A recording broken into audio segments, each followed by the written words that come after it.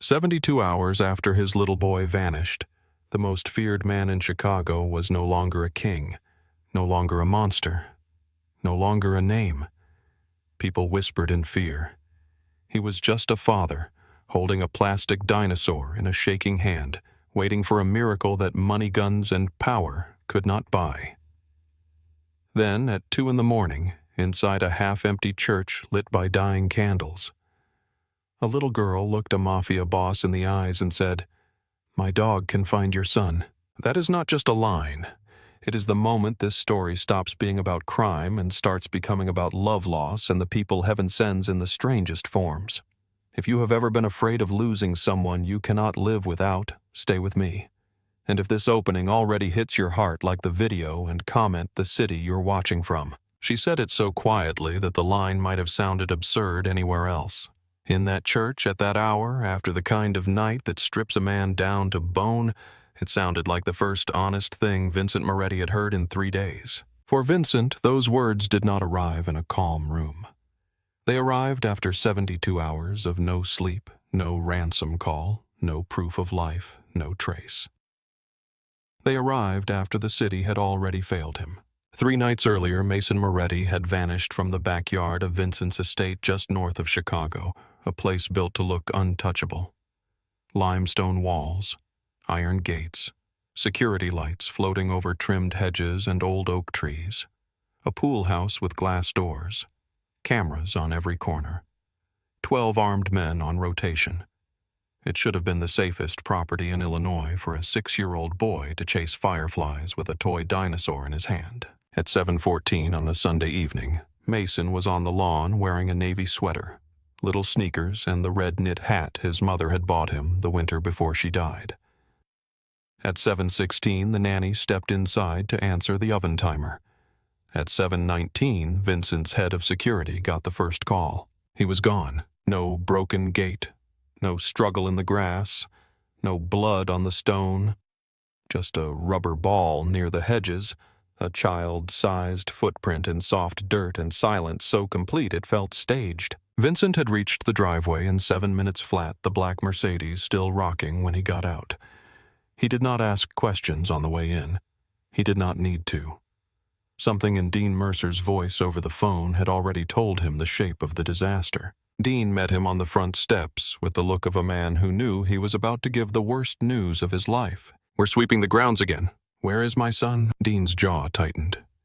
He had known Vincent since they were both young enough to think fear made a man powerful. He had seen him shoot, negotiate, bury enemies, and outlast federal raids. He had never seen him look afraid until that moment. "We don't know yet." Vincent stared at him for 1 second. Then he walked past him and into the house with the speed of a man outrunning a sentence. He checked Mason's room first. Empty bed, dinosaur sheets thrown back, nightlight shaped like a moon. The small pair of pajamas folded under a pillow because Mason insisted his mother could still find him that way.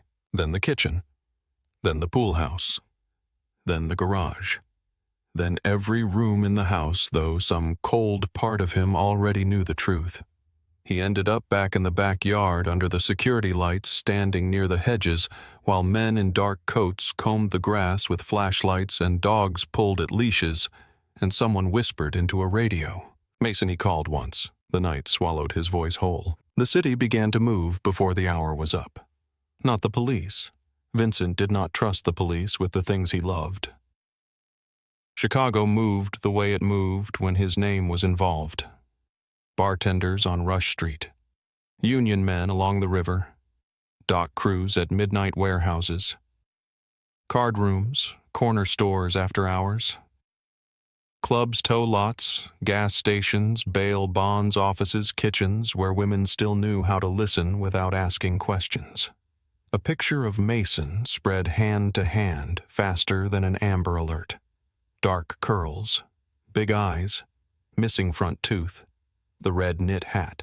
By dawn, the reward had climbed past $5 million. By noon, every low-level hustler from Cicero to Calumet had heard the same order. Find the boy, breathe first, ask questions later. By the second night, the search had turned the city inside out. Cars cruised alleys that had not seen daylight in years. Men opened basements that had stayed locked since the 80s. Rivals who would have gladly put a bullet in Vincent's back started making calls on his behalf because even in his world, there were lines that still meant something. Nothing came back. No demand, no photo, no voice recording, no body, no mistake for him to correct with violence, no face to aim at, just absence. That was what destroyed him. If someone had called with a number, he would have paid it before the sentence was finished. If someone had sent proof of life, he would have burned half his empire to get Mason back. If someone had claimed responsibility, Chicago would have bled for it by morning. But there was nothing to hit, nothing to chase, nothing to break except the walls of his own house and the bones in his own hands. On the third night, the study looked like a room after a storm. One lamp on its side, glass across the floor, a cracked decanter bleeding bourbon into a Persian rug. Vincent stood at the long table with rolled sleeves, split knuckles, and eyes so bloodshot they looked bruised. Around him sat 20 men who had all done terrible things for him and would have done worse without blinking. None of them spoke until he did. Dean stood nearest the fireplace, phone in one hand. His tie loosened his voice, rough from giving orders without pause. We checked every camera within a 6-mile radius twice. We pulled traffic feeds. We leaned on 2 private security firms. Nothing clear enough to work from. Then work harder. We are. Vincent picked up the nearest glass and hurled it at the wall. It exploded beside a framed oil painting that had hung there since his father's day. No one flinched except the youngest man in the room. From the far end of the table, Frank Callahan finally rose from his chair. Frank moved slower than the others now. He was in his early 50s, heavy through the shoulders, silver at the temples, with the kind of face that looked carved by bad winters and old loyalties. He had worked for Vincent's father before Vincent had been tall enough to reach the top shelf in the pantry. He had carried Vincent home half asleep from family parties. He had stood in the rain at Vincent's wedding. He had held Mason in the hospital the day he was born, tears in his eyes, whispering, "Look at that boy. He's got his mama's whole face." He was Uncle Frank to Mason. Always had been. "We'll find him," Frank said. Vincent laughed once. It was not a pleasant sound. "Everybody keeps saying that." Frank did not look away. "We will." Vincent's hand went to his vest pocket. His fingers closed around the small green plastic dinosaur he had taken from Mason's bed the first night and never let go of again. The toy was cheap, bright, ridiculous. One of a dozen Mason had lined up on window sills, bath edges, couch arms, and dinner plates. But this one was the favorite.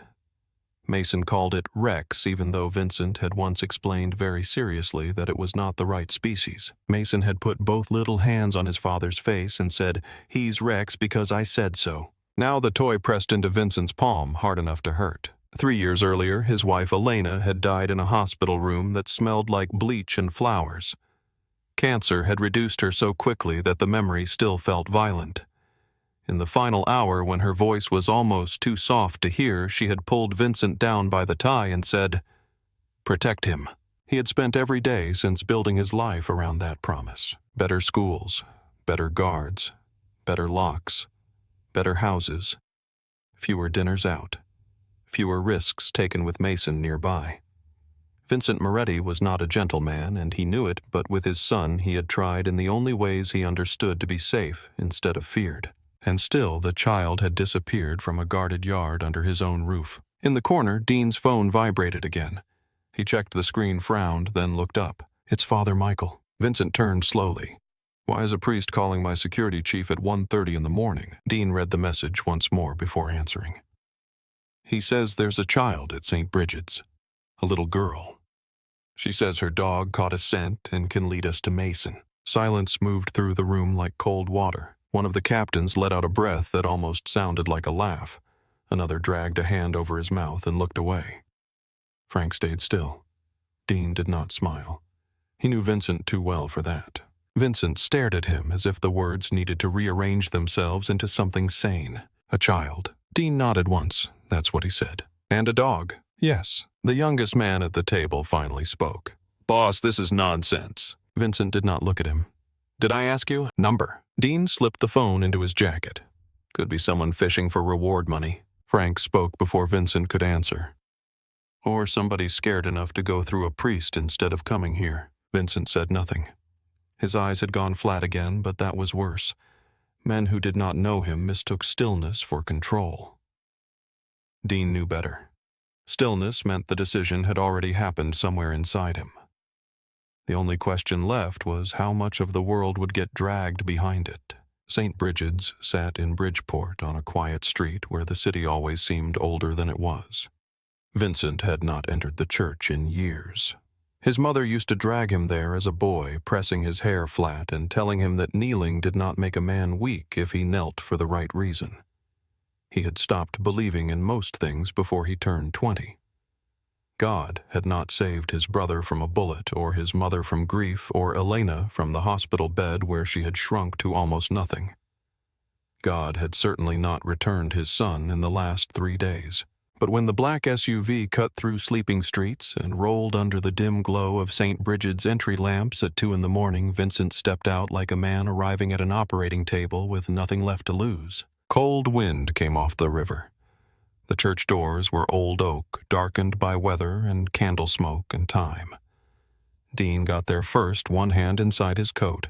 Frank came up on Vincent's left. 2 more men followed at a respectful distance. Father Michael Donnelly was waiting just inside. He was in his 60s, spare and silver-haired with tired blue eyes that had seen half the city confess things no court ever would.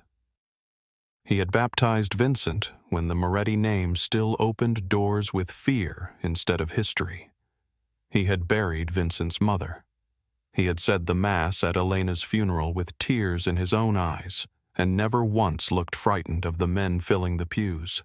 Tonight he placed one hand on Vincent's forearm and held it there. "She's inside." Vincent's voice came out low and scraped raw. "If this is a game, Father, I'll burn the whole city to the river." Father Michael did not release his arm. "It is not a game." Then Vincent stepped past him and saw her, not Claire first, the child. She stood in the center aisle in a faded pink shirt, thin denim shorts, and cheap flip-flops that looked too small for her feet. Her hair was copper brown, tied back badly enough that loose strands stuck to her cheeks. She could not have been older than 7. One hand held a leash wrapped twice around her wrist. At the other end of that leash stood Titan. He was enormous, slate gray, scar carved white across the muzzle, chest broad as a barrel, ears nicked, eyes dark, watchful, old. He looked less like a pet than something salvaged from a war zone and taught by some private miracle not to bite the world for what it had done to him. He stood beside the child without pulling, without barking, just watching Vincent as if measuring the weight of the room. Every instinct Vincent had told him this was insane. Every instinct he had left had failed him already. The little girl looked straight at him and asked, "Are you Mason's dad?" No one in the room breathed. Vincent had men who would not meet his eyes when they were carrying good news. This child with rubber soles and scraped knees and a giant scarred dog at her side did not seem to understand fear in the proper places. He took 2 steps down the aisle and stopped close enough to see that her hands were red from the cold. "Yes," he said. She nodded toward Titan, then let him smell something that belongs to Mason. He'll find him. Simple. Certain. Not the trembling hope of someone bargaining. Not the oily confidence of somebody performing for money. Just a statement. Vincent crouched slowly until he was closer to her height. The marble floor bit through the fabric at his knee. "What makes you think that?" The girl glanced at Titan, then back at Vincent. "Yesterday he pulled me toward the freight yards by the river. Hard. Hard like when he knows somebody's hurt. I saw a man carrying a little boy through a gate. The boy was crying. Her voice did not shake, but her fingers tightened on the leash. I told my mom. We came to Father Michael after I saw the picture. Titan remembered the smell. Behind the child on the back pew, under the soft red glow of votive candles, sat her mother. Vincent had not noticed her at first because grief had narrowed his vision to one point. Now he did. She was thin, maybe late 20s, in a washed gray hoodie with the sleeves pulled over most of her hands. Her face had the kind of beauty hardship never quite erased, only sharpened. High cheekbones, pale skin, mouth set carefully neutral. A faint scar traced one wrist where the sleeve slipped back. There were dark crescents under her eyes, the permanent kind that come from years of rising before dawn and sleeping too lightly when you finally do. But her gaze was steady. Not bold, not submissive, steady. Father Michael stepped closer. "Vincent, this is Claire Quinn. Her daughter is Ellie." Claire rose from the pew. She was taller than Vincent expected, though still slight. She did not move toward him. She did not apologize for being here. She just looked at her daughter, then at Titan, then back at Vincent. "Ellie's never wrong about that dog," she said. Her voice was low and tired and clean of performance. Southside vowels softened by exhaustion rather than carelessness. Vincent had spent his whole life around women who either feared him or wanted something from him. Claire Quinn's voice carried neither. Dean came up beside Vincent. "Father, with respect, we've got 30 men spread across the city and K-9 teams already working. We are not handing this to a child." Ellie turned toward him before Vincent could answer. "Your men smell like smoke and coffee and leather. Titan can tell people apart. He just needs the right scent." Dean blinked. Frank almost smiled despite himself. Claire's hand found the back of the pew, not because she needed support, but because watching her daughter speak to armed men in a church at 2 a.m. would have rattled any mother breathing. Vincent noticed the small movement anyway. He stood. "Tell me exactly what you saw." Ellie thought about it, serious as a witness under oath. The man was tall. He wore a dark coat. He moved fast. The boy had curls. He was crying like he wanted his dad but was trying to be quiet. Titan wanted to follow right away. "Mom made me come home because it was getting dark. Then tonight, Father Michael showed the picture from the flyers your men dropped off. It was him." Vincent felt his pulse in his throat. "Did you see the man's face?" Ellie shook her head. "No, only his back." Dean stepped in again. "Boss, this could be any kid. We should send a team to the freight yards and keep moving." "We already did," Vincent said. Dean stopped. Vincent had sent men everywhere by the river on the first day. He had searched warehouses, loading bays, union sheds, abandoned lots, and boat slips. They had turned up drunks, stolen copper, and 3 men who would never steal again. No Mason. That was what made the child's certainty so unbearable. It forced a thought Vincent had been trying not to touch. Maybe everyone had been searching like men. Maybe the answer had been sitting low to the ground all along. Frank took one slow step forward and looked at Ellie. "You know what this means if you're wrong, sweetheart." Claire stiffened at the word sweetheart. Vincent noticed that too. Ellie lifted her chin. "I'm not wrong." Titan, as if summoned by her confidence, rose to his full height and planted himself a little closer to her leg. Not aggressive, protective. For the first time in 72 hours, something shifted in Vincent. Not hope exactly. Hope was too bright a word for what could still be taken from him. It was something rougher, a refusal to turn away from the smallest chance because he had already watched bigger chances die. He reached into the inside pocket of his coat. Claire's eyes dropped to his hand. Instinct. The body learning danger before the mind can judge it. Vincent slowed. He pulled out not a weapon, but a red knit cap stretched and soft from too much handling. Mason's hat. Elena had made him wear it every winter, laughing while he complained it was too bright. He had found it on the mudroom bench the first night, pressed it to his face, and carried it ever since like a relic. His hand shook once before he steadied it. Mason wore this the day he disappeared. Ellie stepped closer. She did not snatch it. She took it with both hands as if she understood somehow that the thing she held was not cloth. It was a father's last piece of certainty. Claire looked at Vincent, then really looked at him. Not the legend, not the suits, not the empire stitched together from fear. She saw the man whose hands were swollen, whose face had gone hollow, whose whole body was arranged around the effort of not coming apart in front of strangers. The expression that passed over her was so brief another person might have missed it. Recognition, not of his world, of his pain. And Vincent, tired enough to notice truths he usually ignored, understood something in return. Claire Quinn had seen nights like this from the other side. Maybe not with guards and stone mansions and men carrying guns, but with fear sitting in the throat and no promise that help was coming. That kind of knowledge left marks no sleeve ever hid. Father Michael murmured, "Let the dog work." Dean exhaled through his nose, unhappy and unconvinced. Frank folded his arms. The other men looked to Vincent because that was how the room had always moved. A man could pray all he wanted, but in the end they still watched Vincent Moretti to see what reality would be. Ellie knelt on the marble floor. Titan lowered his massive head at once, the way only animals do when their whole loyalty belongs in one small pair of hands. She held the red cap under his nose. "Easy, boy," she whispered. Titan inhaled once, long and deep. The candlelight caught the old scar on his muzzle and turned it pale. Then he inhaled again, harder this time. His shoulders tightened. The loose, sleepy heaviness left his body all at once. Vincent felt the entire church change around that breath. Claire drew in air so quietly no one else would have heard it. Dean's hand dropped from inside his coat. Frank's eyes narrowed. Father Michael bowed his head, whether in prayer or concentration, no one could tell. Ellie stood, wrapping the leash once more around her wrist. Titan lifted his head from the hat and fixed his eyes on the church doors. Vincent stepped closer. "Can he do it?" Ellie looked up at him, solemn and certain and far older than 7 in that single instant. "Yes." The word hung there between incense and candle wax and old grief. Vincent held out his hand. Ellie passed the red cap back to him. Their fingers brushed for less than a second. Her skin was ice cold. He wanted to say something ridiculous, then something no one in his position should ever need to say aloud.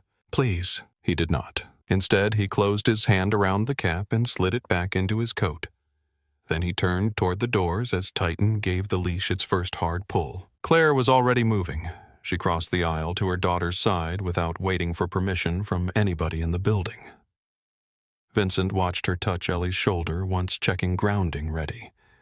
It was such a small gesture. It hit him harder than most prayers ever had. Dean muttered under his breath, "This is crazy." Vincent's voice came out low enough that only the men nearest him heard it. "So is burying an empty coffin." No one answered that. He looked once at Father Michael. The priest gave a small nod, as if blessings were sometimes nothing more than allowing broken people to run toward what they loved. Then Vincent opened the church doors cold. Chicago air rushed in and Titan lunged into the night. Titan hit the church steps like a force that had been waiting all night to be released. His claws scraped stone. The leash snapped tight. Ellie stumbled once in her flip-flops, then caught herself and ran. Claire was right behind her, one hand out, ready to steady her daughter if she fell. Vincent followed without thinking. Dean swore under his breath and motioned 2 men forward.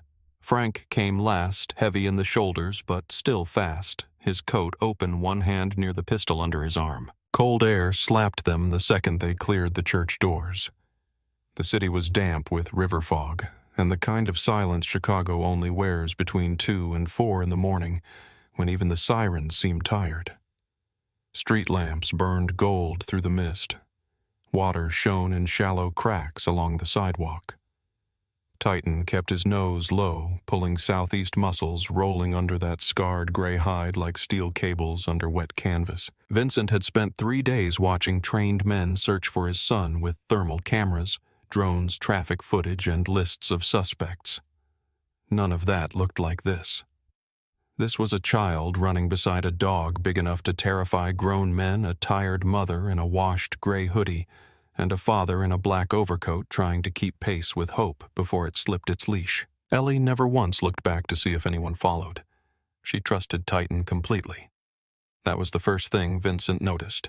The second was Claire. She ran like someone who had been running all her life. Not graceful, not athletic, efficient, chin down, breath measured, eyes never leaving her child. She kept one hand near Ellie without hovering over her. She trusted her daughter too, but not lazily. It was the kind of trust built from years of danger, from learning exactly how much freedom a child could carry without breaking.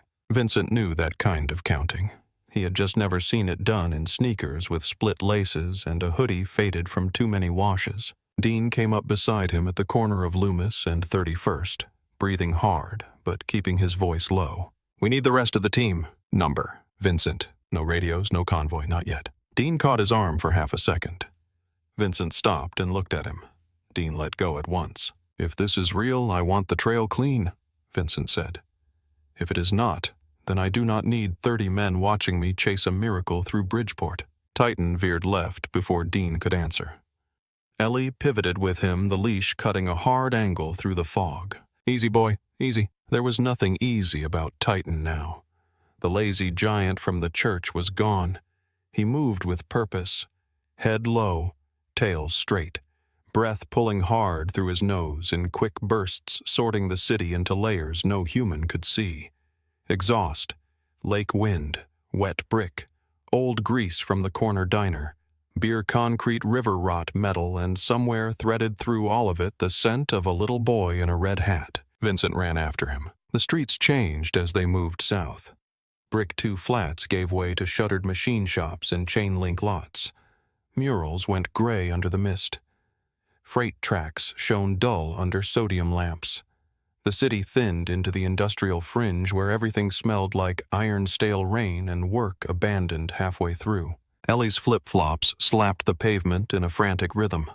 Vincent heard it and felt something tight in his chest each time she stumbled and kept going. Claire heard it too.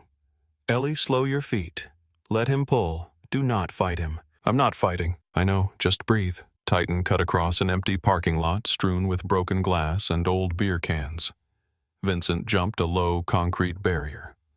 Dean and Frank came behind him. One of the guards missed the landing, cursed, and nearly went down on one knee. Titan did not slow. For 20 minutes he drove them through streets Vincent knew in daylight and barely recognized at night. He stopped only at intersections, turning once in a tight circle, snorting, rejecting one direction, and locking onto another. Each time Ellie watched him with fierce concentration, as if she were reading words no one else could see. At the mouth of an alley behind an abandoned bakery, Titan paused longer than before. He lifted his head, scenting the air above the ground. Vincent stepped up beside Ellie. "What is it?" She did not look at him.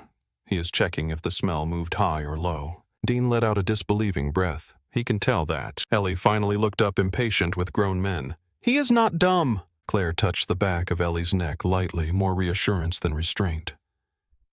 "Talk softer." Vincent glanced at Claire. How does she know all this? Claire held his gaze for the first time since the church. Her eyes were gray-blue in the streetlight, tired and sharp at once. She pays attention. That should have sounded simple. It did not. It sounded like the entire story of their life packed into 2 words. Titan jerked forward again. The leash burned through Ellie's fingers.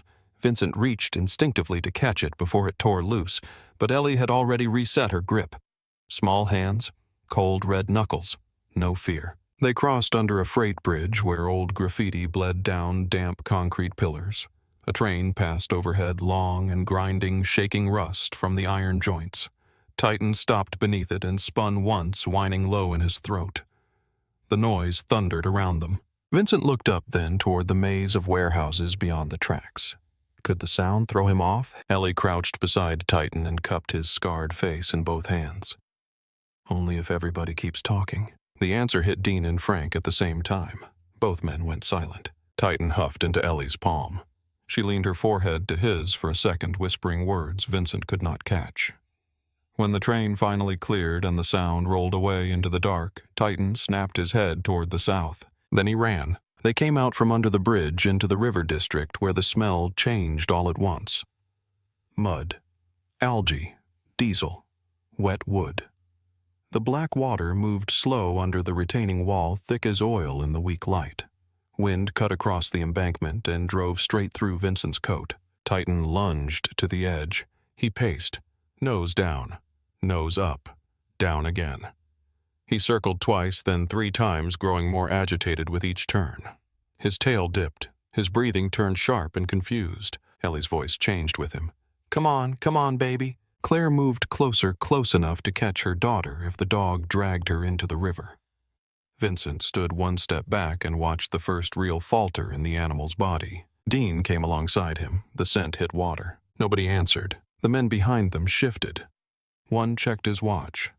Another looked toward the dark mouth of the service road as if calculating how fast a full team could get here if called now.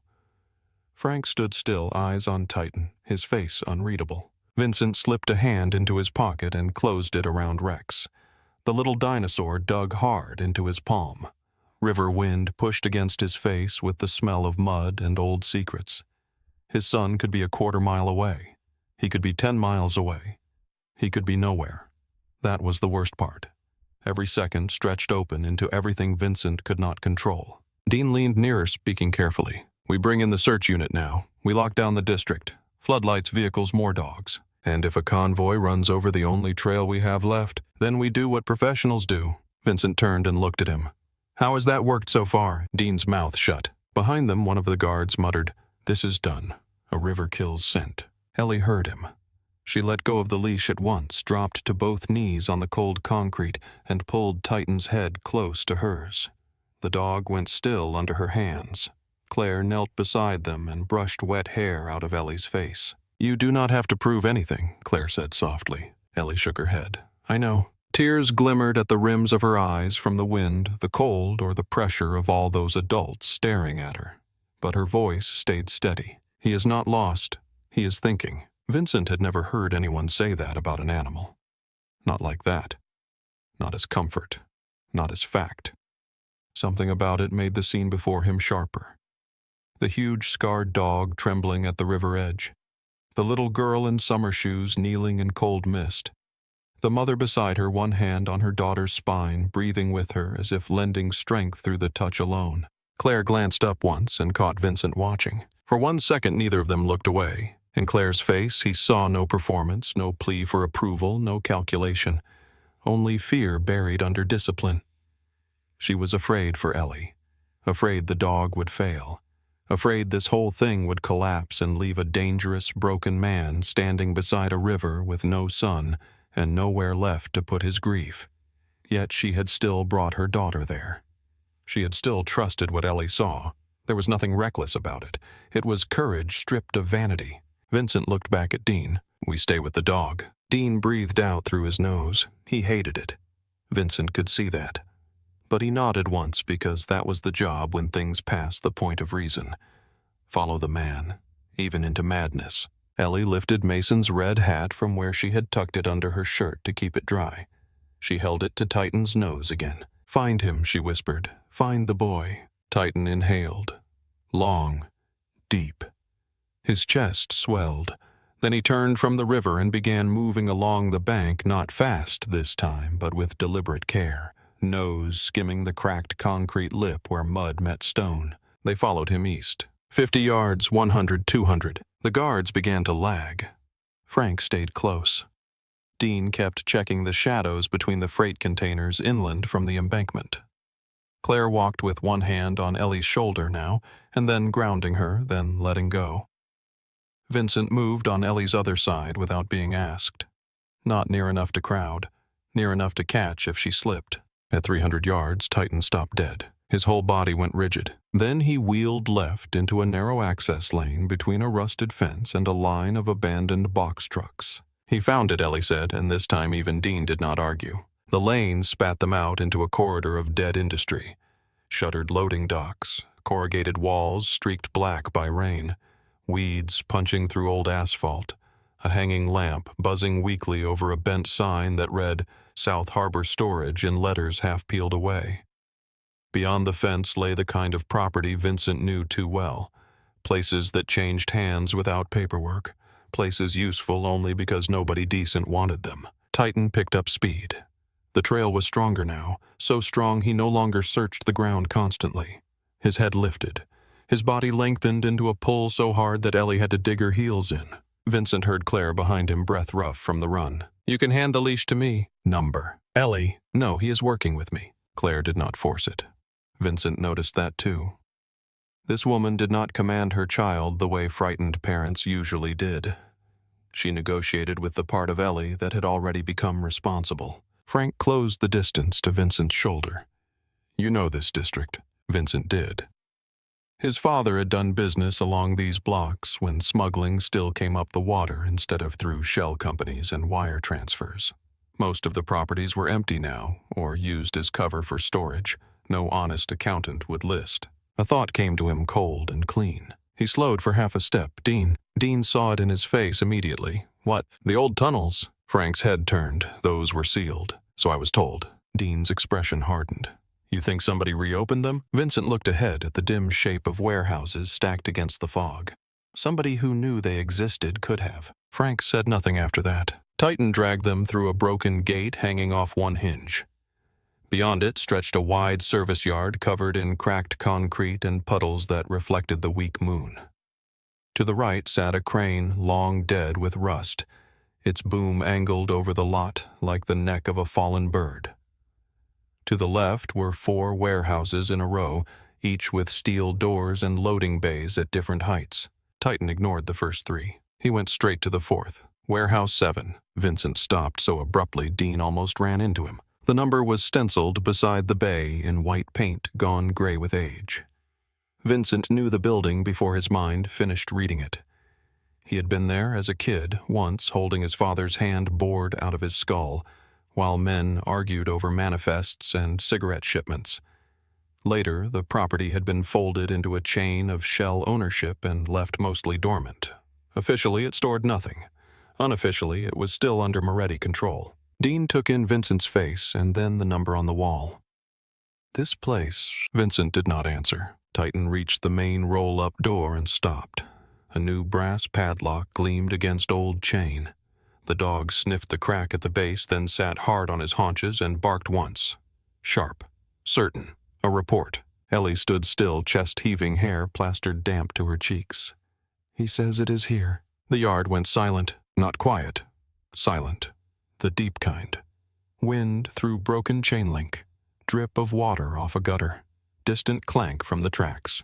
6 human beings holding breath around one terrible possibility. Dean moved to the lock and touched it with 2 fingers, fresh. Frank came up on Vincent's other side. His face had gone pale beneath the street lamp haze. Could be anybody using the building. Vincent looked at him then. Really looked. Frank's jaw was tight. Too tight. A pulse beat once at his temple. It might have been nothing. It might have been age and exertion and bad light. Vincent could not tell. He only knew that every instinct in him had turned sharp. Claire stepped in behind Ellie and rested both hands on her daughter's shoulders. Vincent heard her whisper, "You did good. Stay back now." Ellie shook her head but did not argue. Dean turned. "I can call in the team." Vincent stared at the door. He pictured Mason small and afraid behind steel and concrete. He pictured the 3 nights already lost. He pictured Elena in that white hospital room saying protect him with the last of her strength. He heard the river wind. He heard Titan's single bark echoing in the yard. He did not want floodlights. He did not want strategy briefings. He did not want the city. He wanted the door open. "Cut it," he said. Dean hesitated only long enough to make sure he had heard right. Then he signaled one of the guards who pulled bolt cutters from the SUV kit he had been carrying since the church. Vincent stepped closer to Ellie as the man approached the chain. He did not touch her. He simply placed himself between the child and whatever might come through that door. Claire noticed. Her eyes flicked to his profile, then away. The cutter jaws bit metal. The snap cracked across the yard like a gunshot. Titan surged to his feet, every muscle in his body alive. Dean caught the chain and dragged it free. The steel roll-up door waited in the dark, silent and heavy, with years of rust in its joints and something hidden behind it that had already changed all of their faces. Vincent reached for the handle himself. His hand closed around cold metal slick with old rust and river damp. For 1 second, Vincent stood there with the handle in his grip and felt the whole yard narrow to the space between one heartbeat and the next. Titan had gone rigid beside Ellie, his scarred muzzle pointed at the crack beneath the door. Dean stepped to Vincent's left gun, already drawn. Frank said nothing at all. Claire had both hands on Ellie's shoulders, now holding her back, not because her daughter was afraid, but because mothers know the exact second danger becomes real. Vincent pulled. The door did not move. Dean stepped in and yanked with him. Metal screamed against warped tracks. Rust flaked loose in a red-brown shower. The bottom edge rose 6 inches, then 12, then knee-high, and a stale breath rolled out from the dark interior. Old oil, wet wood, concrete dust, air shut in too long. Dean ducked first pistol up. Vincent went under the door a second later. The beam of Dean's flashlight cut through the dark in fast white sweeps. Empty pallets, metal shelves, coils of rope, dust thick enough to show where no one had walked for months. Except there were marks. Not obvious at first, just enough for a trained eye. Fresh drag lines through the dust near the back wall. A rectangle on the floor where something heavy had recently stood, then been moved. footprints pressed over older grime and half erased by traffic in and out. Vincent saw them at the same time Dean did. "Back wall," Dean said. Titan needed no instruction. The second Claire loosened her hands from Ellie's shoulders, he pulled forward with a violent jerk. Ellie ran after him into the warehouse gloom, her flip-flops whispering across concrete.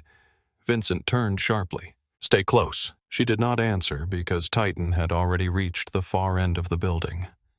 He shoved his nose into the gap behind a tall steel rack loaded with mildewed wooden crates and started digging at the floor. His claws shrieked against cement. He huffed hard, pressed his face deeper, then clawed again. "He wants through," Ellie said. Dean handed his flashlight to one of the guards and stepped to the rack. Vincent grabbed the opposite side. Together with the other man, they hauled. The steel legs dragged with a sound like a train wheel grinding off track. Crates shifted. Dust burst upward in a choking cloud. Behind the shelving stood a narrow steel door set flush into the wall. Not warehouse gray, but older, darker, with a handle polished by use. There was fresh scrape on the threshold. Fresh fingerprints in the dust around the frame. Vincent stared at it, and something cold moved through him. He knew that door. Not this door specifically. The idea of it. The family had once used hidden access points all over the old freight district, back when river routes mattered more than shell companies and private jets. His grandfather had loved tunnels. Bolt holes, sealed exits, places to disappear when the city turned violent. Most had been concreted shut before Vincent was old enough to understand maps. That was the story he had been given. It had been a lie or an omission. In his world, the difference barely existed. Dean tested the handle and looked over his shoulder. Unlocked. Vincent nodded once. Dean opened it. A narrow stair dropped down into darkness. The smell that came up from below was older and heavier than the warehouse. Wet earth. Mold, standing water. The mineral rot of concrete left under the city long enough to forget daylight. Titan surged for the opening so hard Ellie nearly lost her footing. Claire caught her by the elbow and steadied her. "Slow enough to breathe?" Claire murmured. Ellie swallowed and nodded. Titan was already trying to descend. Vincent took the flashlight back from the guard and stepped onto the first stair. Water slicked the edge. The concrete had softened in places to a damp grit. Brick walls sweated on either side close enough that his shoulders almost brushed them. Dean moved down behind him with the gun still up. Titan went ahead of both men, claws clicking sharply in the confined space. Ellie followed him with one hand on the leash, the other braced against the wall. Claire stayed right behind her. Frank came next. Then the guards. The staircase turned once and opened into a tunnel low enough to force Dean to duck. The beam of Vincent's light slid across stained brick trickling pipes, rusted junction boxes and old conduit clipped to the ceiling.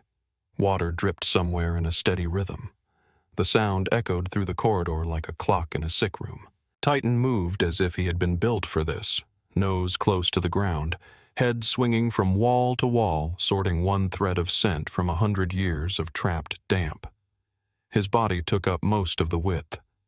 Ellie kept pace with him in short, quick steps, her face set with concentration so intense, Vincent stopped seeing a child for whole stretches of seconds. The tunnel floor sloped down and then leveled. 50 yards in, Titan stopped. He lowered his head to a dark patch near the wall and breathed in sharply. Ellie bent with him. Vincent brought the flashlight down. A small juice box lay crushed on its side, its bright cartoon dinosaur smeared with mud. Beside it was a child's sock, white with blue stripes, dirty and damp, one edge stiff with something brown from the tunnel floor. Vincent went down onto one knee before anyone could stop him. His fingers hovered above the sock without touching it. Mason owned that exact set. Elena had bought them in a pack because they made him laugh. Little blue dinosaurs near the ankle. He used to refuse shoes in the house just to show them off. Dean's voice softened despite himself. Vincent did not answer. He picked up the juice box instead. The tiny straw was still bent where small fingers had pressed too hard. His stomach turned. Mason had been here. Not maybe. Not guessed. Here. In this tunnel beneath the city like a rat in the walls. Titan whined low and nudged farther ahead, but Ellie did not move yet. She was looking where the flashlight beam had drifted. On the brick wall just above child height, wax crayon marked a rough shape in red and yellow. A square house, A triangular roof, 2 windows, a sun in the corner with lines for rays and a smiling face. Claire drew in a breath. Frank went completely still. Vincent reached out and touched the red line of the roof. The wax was not fully hardened. It smeared faintly under his thumb. Mason drew that same house everywhere. On butcher paper while the cook made sauce on Sundays. On the backs of receipts in restaurants. On Vincent's hand during meetings when he was supposed to be quietly waiting. Always the same house. Always the same smiling sun because Mason insisted houses looked lonely without it. Vincent bowed his head. For one frightening instant, the tunnel, the men, the gun in Dean's hand, all of it fell away. There was only his son in the dark with a box of crayons trying to make a wall less frightening by putting a sun on it. Claire's voice came from behind him low and careful.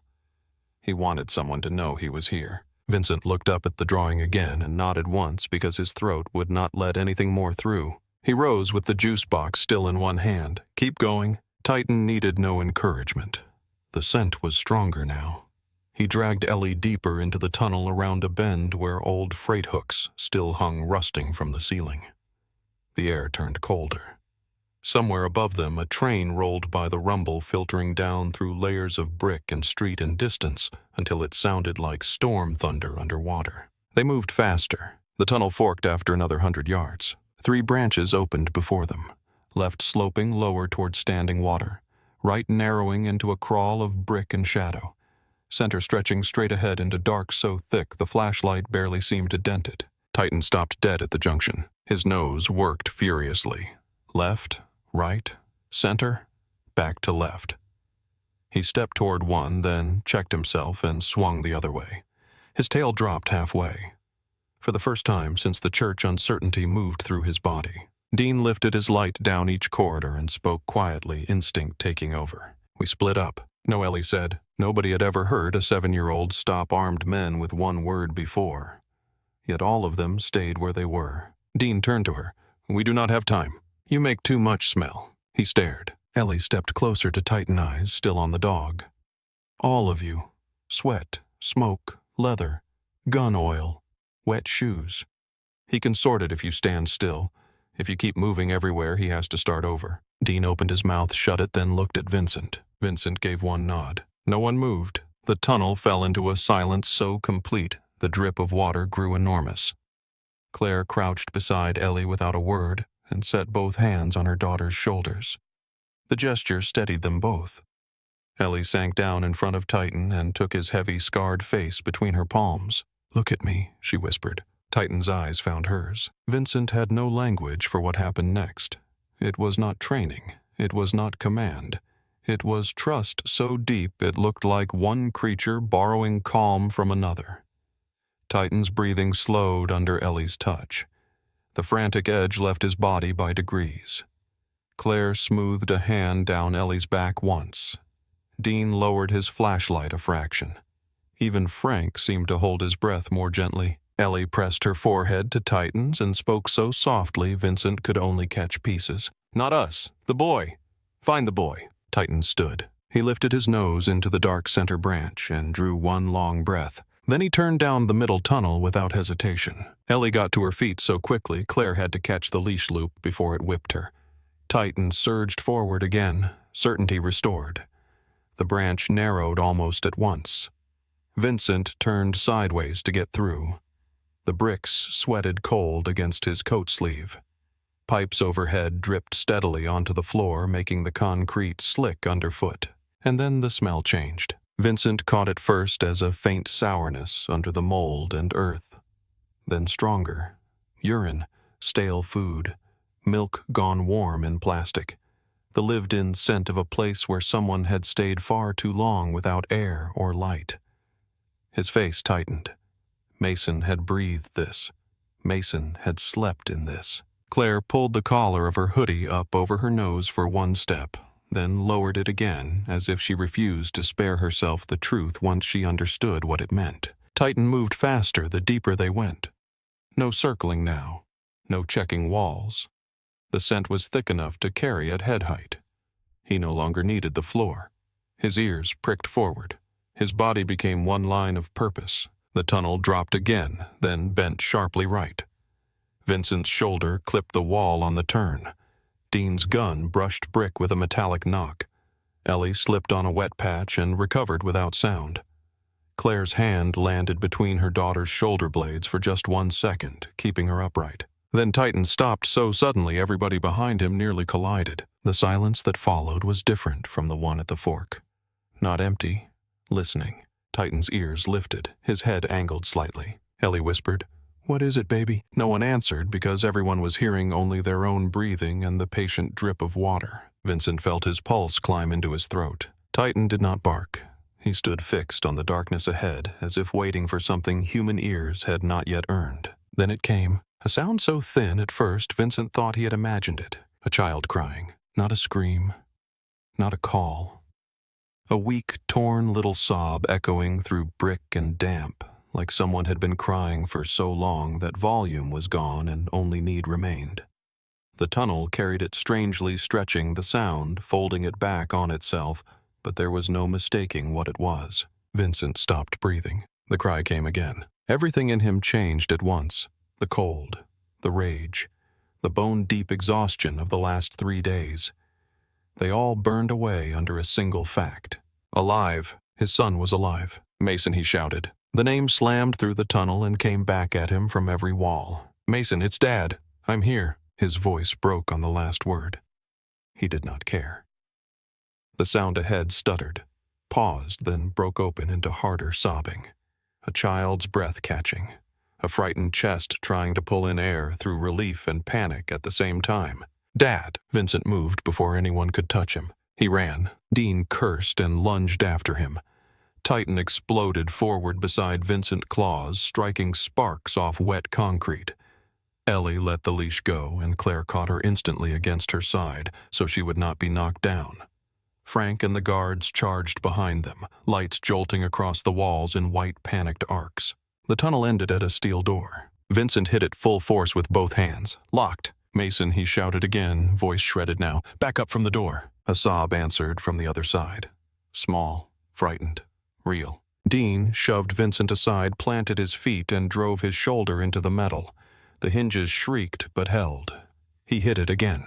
Rust snowed from the frame. Titan's growl rolled low and thunderous beside them, vibrating through Vincent's legs. Again, Vincent said. Dean stepped back and kicked just above the lower hinge with all the force he had. Metal buckled. He kicked a second time.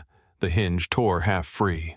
On the third strike, the door flew inward with a crash that shook dust from the ceiling. Dean entered first with the gun raised. Then he stopped in the doorway so abruptly Vincent almost hit his back. The flashlight beam held steady on a room no larger than a walk-in pantry. Concrete walls. Low ceiling. A camping lantern on the floor, burning weak yellow. A thin mattress pushed against one wall. A blanket. A child's coloring book. Crayons spilled open. A plastic bottle of water. A paper bag with cookies still inside. And on the mattress sat Mason. His dark curls were matted, his eyes swollen red, his little face smeared with tears and grime.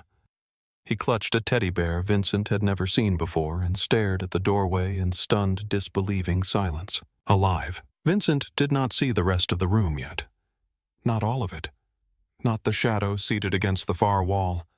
Not the comic book lying open in a man's lap. Not the shape of betrayal waiting in the lantern glow. He saw only his son trying to decide whether this was real. "Mason," Vincent whispered. The teddy bear fell from the child's hands, and the room at last began to reveal everything else. For one impossible second, Vincent could not move. Mason stared at him from the mattress with that stunned, hollow look children get when they have been afraid too long and hope has started to feel dangerous. His small chest rose and fell in sharp, uneven pulls. Dirt smudged one cheek. The red knit hat was gone. The navy sweater was gone. Someone had changed him into a soft gray shirt and dark sweatpants too big in the waist. A blanket lay folded at the edge of the mattress as neatly as if this were a bedtime scene and not a room buried under brick and river mud. Then Mason's mouth trembled. "Dad?" The sound split Vincent open. He stepped forward, but something in the room stopped him before he reached the mattress. Titan moved first. The great scarred dog entered with a low, steady rumble in his chest and placed himself between Mason and the far wall. Not barking, not lunging, just standing there like a living barricade head, low shoulders, wide eyes fixed on the man sitting in shadow across from the boy. That was when Vincent finally saw him. Frank Callahan sat with his back against the concrete wall, one knee bent, the other stretched out, an open comic book resting face down beside his hand. His coat was off. His shirt sleeves were rolled to the forearms. He looked tired, unshaven, and old in a way Vincent had never seen before. The lantern light caught the silver at his temples and the lines around his eyes. There was no gun in his hands, no knife, no panic, only sorrow. Dean stepped farther into the room, pistol trained dead center on Frank's chest. "Do not move." Frank did not even look at him. He was looking at Vincent. The betrayal hit in layers. Not like a gunshot, like cold water poured slowly down the spine. First disbelief, then recognition. Then the awful settling weight of memory rearranging itself around a truth too ugly to refuse. Uncle Frank at the hospital holding newborn Mason with shaking hands. Uncle Frank kneeling to help the boy lace his sneakers. Uncle Frank arriving every Saturday with comic books and toy cars and that deep, easy laugh that always made Mason run to the door. Uncle Frank. Frank Callahan had been inside Vincent's life so long that his presence had once felt like furniture, like weather, like one of those old family things that existed before memory and kept existing whether you noticed them or not. And now he was here beneath the city with Vincent's child. Vincent's voice came out low, stripped raw. "Move away from him." Frank's eyes flicked once toward Mason, then back. "I never heard him." Dean snapped. "You think that matters right now?" Frank ignored him. Vincent took another step. Titan's rumble softened but did not stop. Mason made a sound, then a wet little gasp that pulled Vincent's gaze back to the mattress. The boy was shaking all over now, both hands open and empty where the teddy bear had fallen. Dad Mason whispered it again, and Vincent saw the fear beneath the relief, the fear that this could still vanish if he moved too fast. So he dropped to one knee. He did it without looking away from his son. A black overcoat on damp concrete, one hand open, head slightly lowered, not the posture of a boss. The posture of a father trying not to frighten a child already frightened enough for a lifetime. "It is me," Vincent said. His voice shook, and he did not fight it. "I am here. I came for you." Mason stared at him, eyes huge and glassy in the lantern light. His lower lip quivered. One small hand rose toward Vincent and hovered in the air as if he still needed proof. Titan stepped half a pace aside. That was all Mason needed. He launched himself off the mattress so hard the blanket slid to the floor.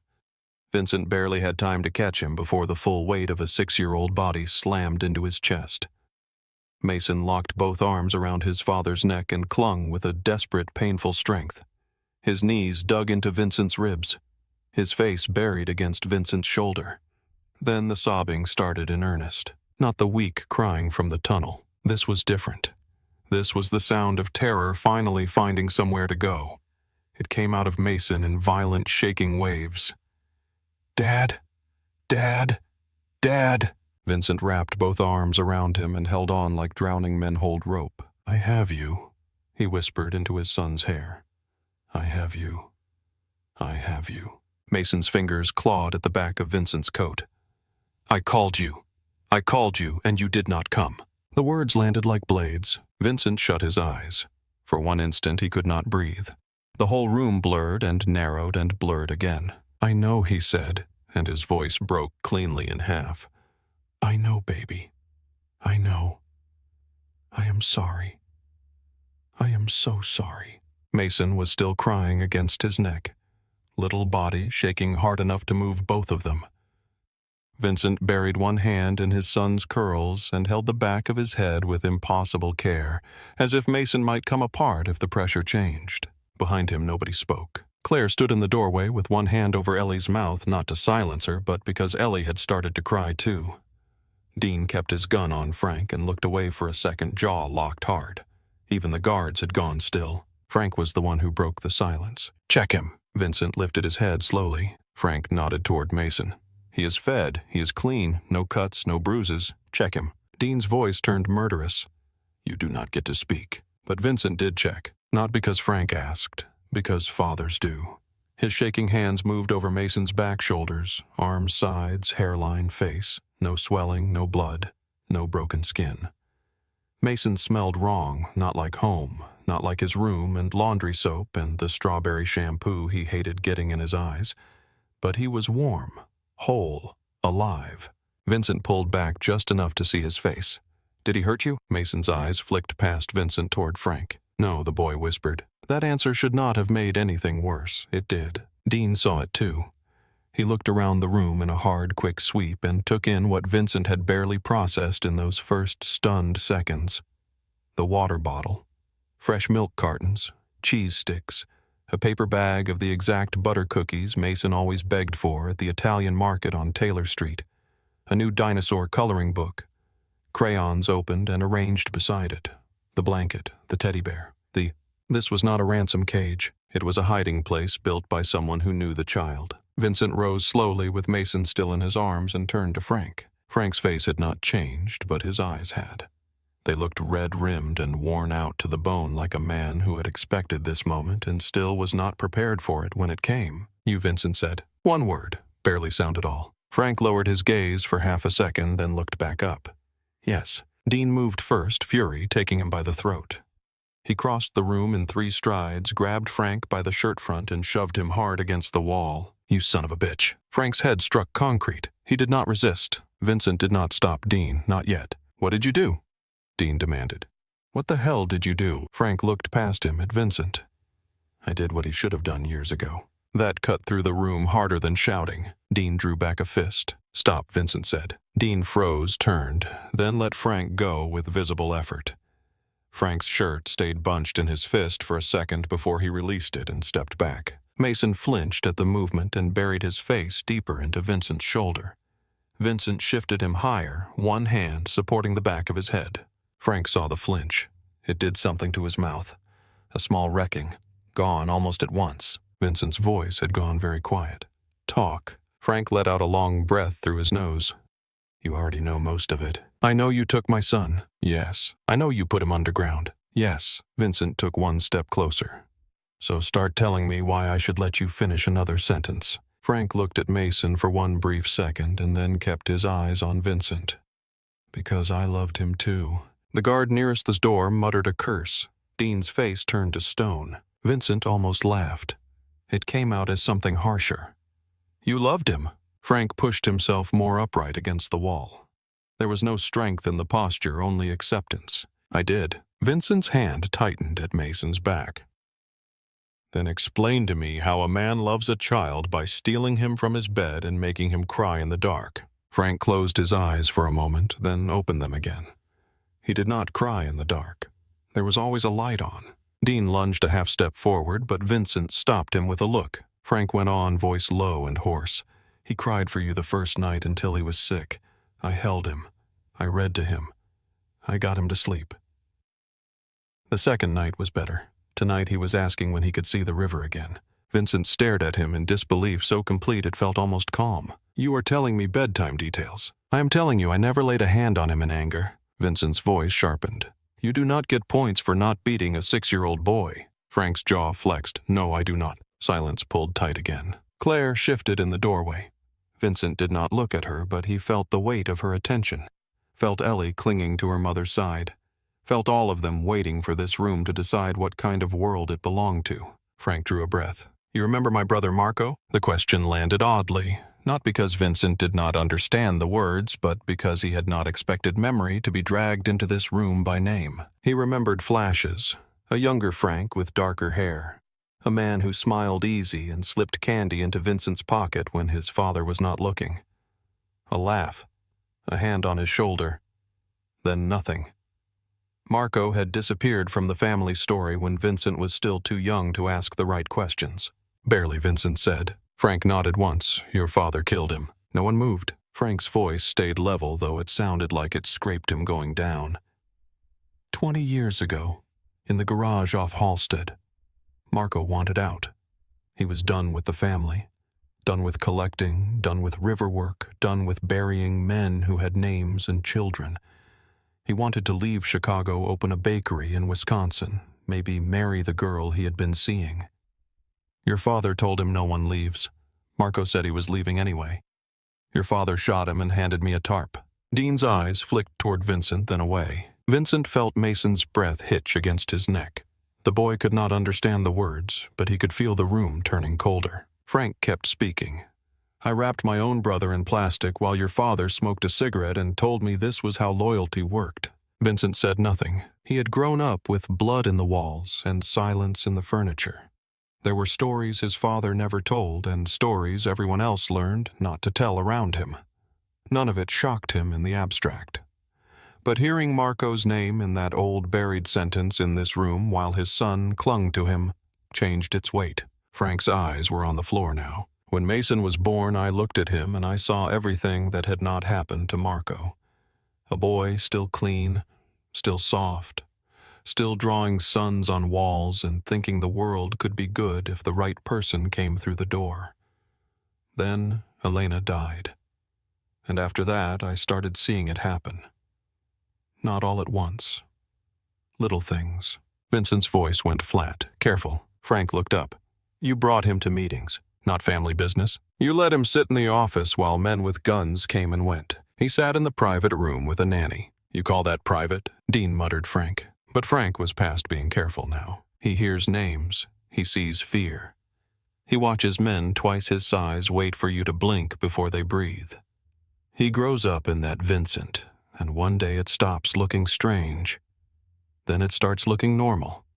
Then one day he is 13 years old with a pistol in his hand because somebody tells him this is what men in your family do. Mason was sobbing more quietly now, exhausted, clinging to Vincent with his face hidden.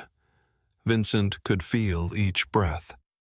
He looked down once and saw Rex still bulging in the inside pocket of his coat. The little dinosaur, Mason's favorite. He had almost forgotten it was there. His voice, when it came, was low enough to scare everyone in the room. "You think I would do to him what was done to me?" Frank did not answer right away. "Yes," he said at last. The word hung there. Not shouted, not dramatic, just yes. Vincent's hand drifted to his pocket and closed around Rex. His own childhood came back in ugly flashes he usually kept buried deep enough to survive. His father making him stand in a butcher shop basement while two men were beaten for skimming money. The first time a gun was put in his hand not as a lesson in safety but as inheritance. The smell of copper sweat and cigar smoke. The night his father made him watch a man beg because boys in their family were not allowed to grow into weak men. Frank watched his face and knew he had landed where he meant to. "I was going to take him north," Frank said. "I had papers. Cash. A family waiting who owed me more than they owed fear. New school records. A new last name. Somewhere with a football field and a hardware store and neighbors whose biggest sin is borrowing a snowblower and bringing it back late. He would have had a chance." Dean stared at him as if he had gone insane. "You planned this." Frank did not even glance his way. For months, the room seemed to shrink. Vincent could not feel his legs. Months. Frank nodded. "I kept waiting for you to see it first. To pull him out yourself. To send him away. To become his father instead of his shield. But you never would." That was the first line that visibly changed Vincent. Not because it was the cruelest, because it was close enough to some private fear he had never spoken aloud that it slid under the armor and found flesh. Claire saw it. Her hand tightened on Ellie's shoulder. Dean saw it too, and looked sharply away, as if witnessing that much of Vincent Moretti exposed felt indecent. Vincent's voice came thin with restraint. "You do not know a thing about being his father." Frank looked at Mason. "I know he cried for you until he fell asleep sitting up. That did it." Vincent crossed the space between them in 2 strides. Dean reached out, then stopped himself. Vincent slammed Frank against the wall with one forearm across his chest. Mason stayed in his other arm, held fast and careful even through the rage. Titan rose at once, growl returning, but Claire murmured something to Ellie and the dog stayed where he was. "You took him," Vincent said, face inches from Frank's. "You put him in the ground under this city for 3 days. You let him think I abandoned him, and you stand here telling me this was mercy." Frank did not fight the forearm at his chest. "I did not want him to become you." Vincent's expression changed then. Not anger alone. Something worse. Recognition with nowhere to go. For 1 second he could not speak. Then Mason made a small sound against his shoulder. a tired, frightened whimper. Vincent turned away from Frank at once. The fury did not leave him.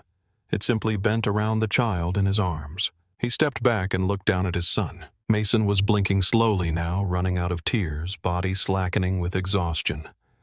Vincent reached into his coat and pulled out Rex. "I brought him," he whispered. Mason's eyes widened. His little hand opened. Vincent placed the plastic dinosaur into his palm. The child clutched it instantly and let out a sound that was almost a sob and almost relief. "Rex," he breathed. "Yeah," Vincent said. And now there were tears standing in his own eyes, though he did not seem to know or care. "Rex is here." Mason pressed the toy against his chest and laid his head back on Vincent's shoulder, like a child much younger than 6. Vincent kissed the side of his hair. Once, helplessly. Nobody in the room pretended not to see. Frank looked away. It was the first time since Vincent had entered that Frank seemed unable to hold his own gaze steady. The lantern painted one side of his face gold and left the other in shadow. He looked suddenly like what he was beneath all the names and history. A tired man who had crossed an unforgivable line because he believed a terrible thing and loved someone enough to justify becoming terrible himself. Vincent shifted Mason higher and spoke without looking at Frank. "You should have come to me." Frank laughed once under his breath. There was no humor in it. "And said what?" "Stop now before the family finishes what your father started." "You should have trusted me," Frank answered with a tired kind of honesty. "I trusted that you loved him. I did not trust your world to let him stay innocent." The words stayed in the room. Dean stepped forward. "Boss." It was not a question. It was the point where the world Vincent ruled required him to become himself again. Vincent stood very still. Claire was watching him now with that same steady gaze she had worn in the church. Not asking, not interfering, only seeing. Seeing the father, the boss, the son of a brutal man, the widower, the man holding a little boy and a toy dinosaur while another man waited for judgment. Vincent looked at Frank one last time. "When did you take him?" Frank swallowed. "From the hedges near the back lawn. He knew me. He came without a sound when I told him we were going to get ice cream." Vincent shut his eyes for one beat. When he opened them again, something had closed behind them. "You changed his clothes?" "Yes." "You bought him toys?" "Yes." "You read to him?" "Yes." "You planned to erase his name?" Frank's answer came after a pause. "I planned to save his life." Vincent nodded once. Then he handed Mason to Claire. The movement startled everyone, including Claire herself. But she stepped forward immediately and took the boy with a competence so instinctive it made Dean blink.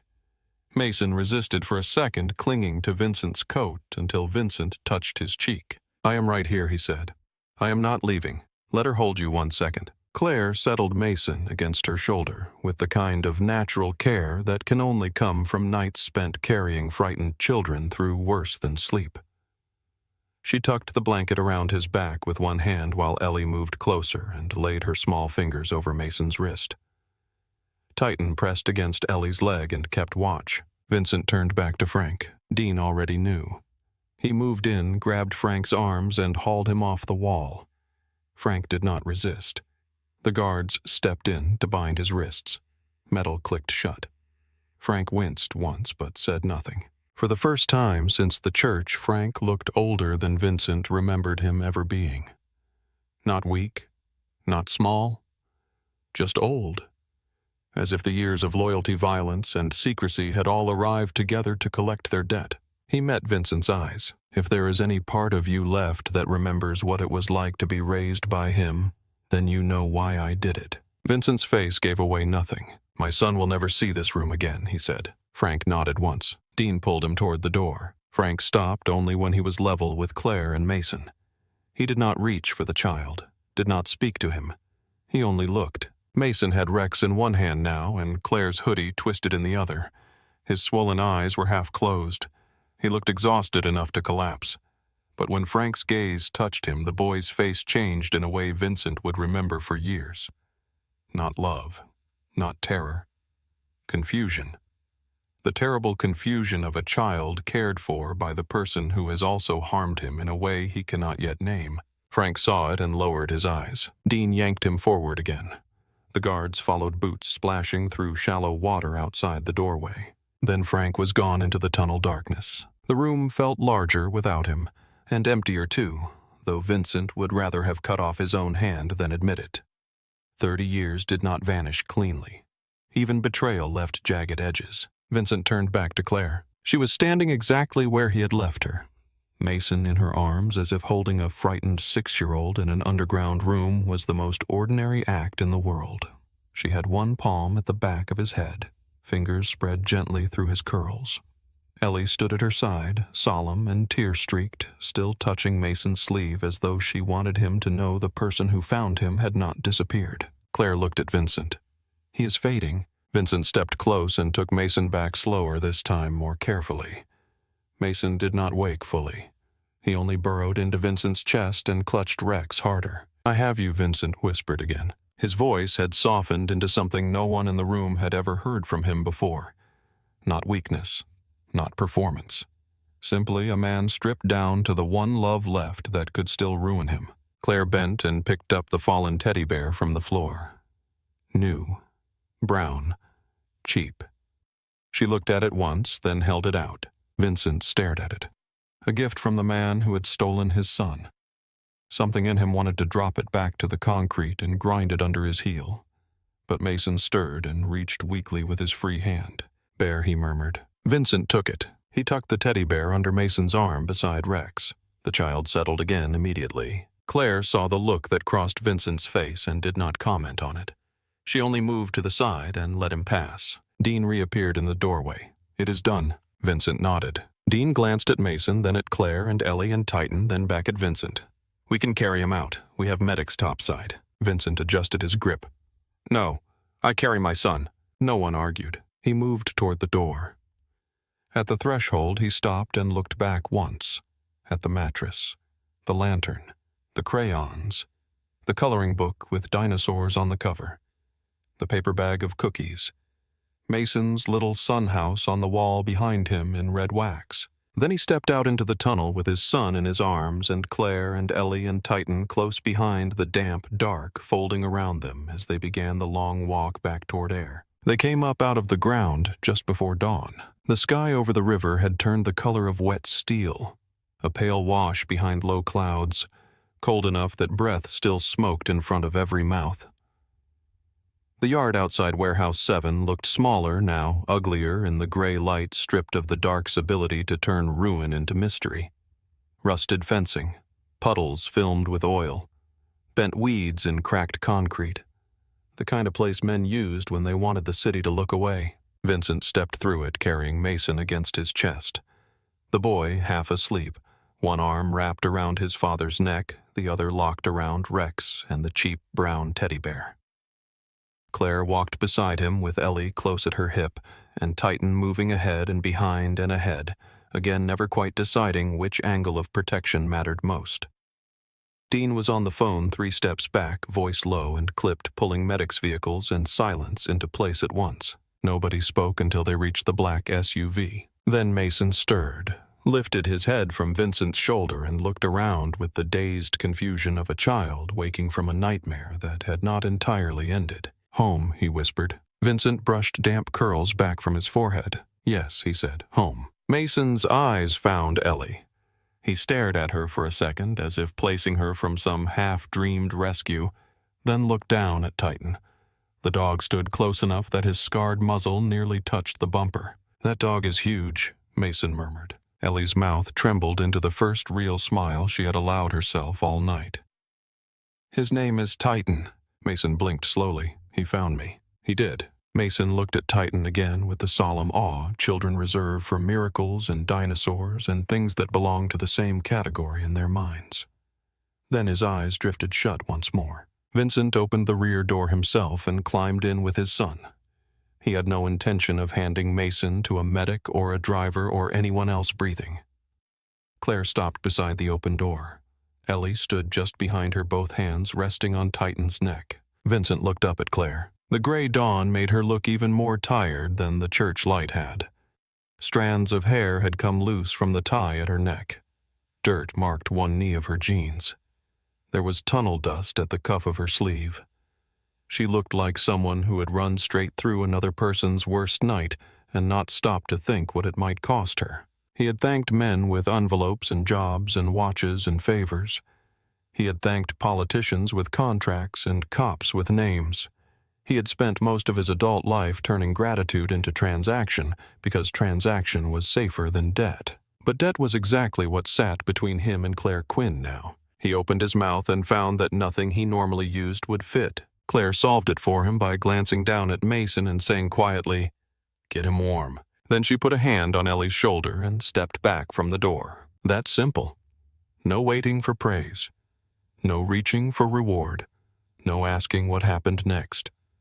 Just a mother who knew what a frightened child needed after a night like that. Vincent held her eyes for one beat longer, then nodded once, and the SUV door shut between them. By the time the convoy reached the Moretti estate, morning had begun to thin the fog over the front lawn. The house, with its limestone columns and polished windows and guards at every gate, had never looked more obscene to Vincent. 3 days of power and stone and locked steel and men with guns had not kept his son safe. Yet the second Mason saw the front steps through the tinted glass.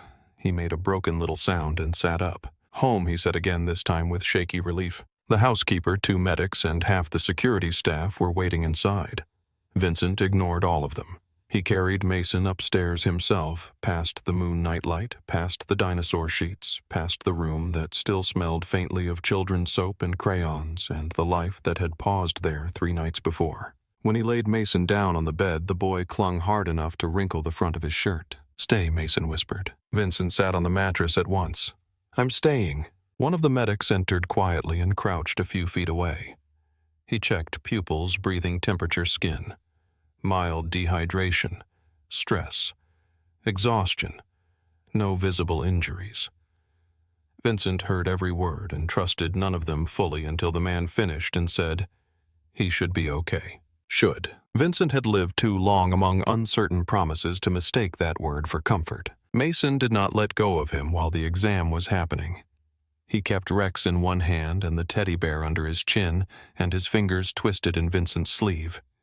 Every time the medic reached too quickly, Mason flinched.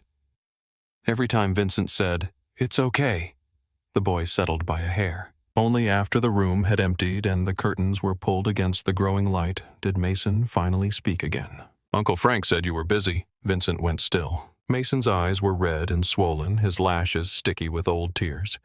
He looked about 4 years old in that moment instead of 6. "He said you'd come later, then later kept taking a long time." Vincent swallowed once. It felt like glass. "I'm sorry," he said. Mason's lip trembled. "I thought maybe you were mad because I went with him." Vincent bent over at the waist and pressed his forehead gently to his son's. "Listen to me. You did nothing wrong. Nothing. Do you hear me?" Mason nodded weakly. "You know Uncle Frank.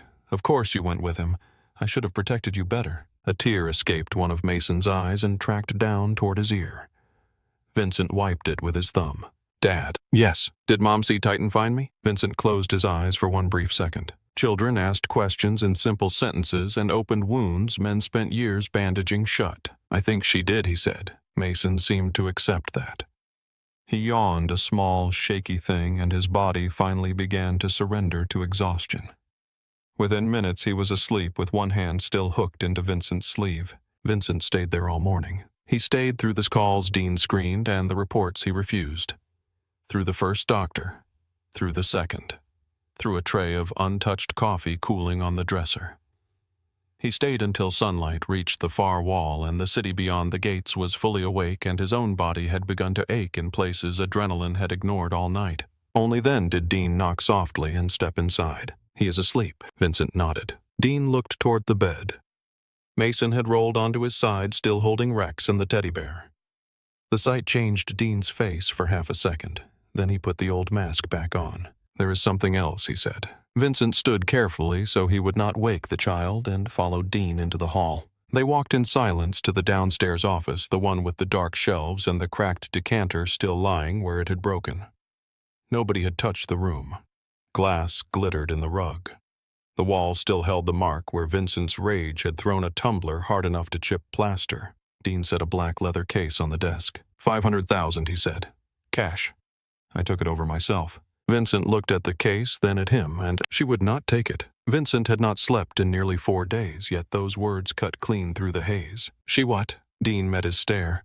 Claire Quinn pushed it back across the table and said she did not come for money. Vincent said nothing. Dean had worked for him long enough to know when silence meant disbelief instead of indifference.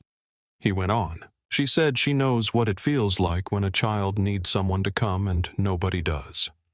Said she could not let another child wait in the dark if she could do something about it. The room seemed to shift around Vincent, not visibly, internally, a tiny movement in the balance of things. In his world, everybody took something. If not cash, then promises. If not promises, then access.